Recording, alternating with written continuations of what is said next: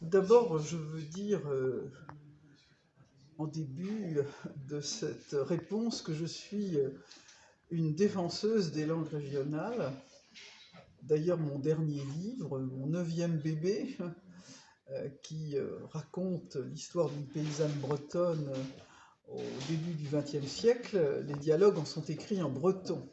C'est vous dire si je suis attachée aux langues régionales, parce qu'il n'y a pas que le basque, il y a aussi d'autres langues régionales.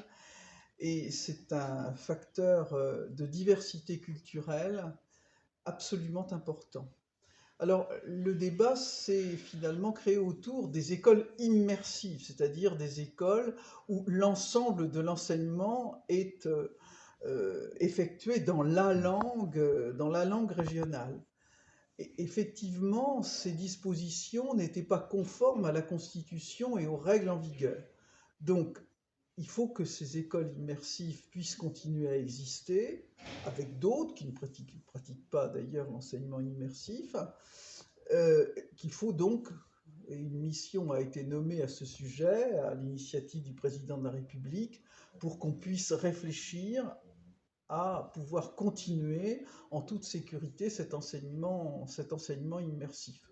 Moi, j'ai bon espoir qu'on puisse y arriver et j'apporterai ma pierre. Je suis très attentive à cette question. Il y aura d'ailleurs à La Réunion, à l'île de La Réunion, un grand colloque sur les langues, à la fois les langues régionales et les langues de France, parce qu'il y a parfois aussi des langues qui sont pratiquées dans des micro-régions et par des toutes petites populations et qui sont des langues profondément menacées. J'irai personnellement, si les conditions sanitaires le permettent, assister à ce colloque parce que cette diversité culturelle portée par les différentes langues de France est culturellement et socialement un sujet qui me tient particulièrement à cœur.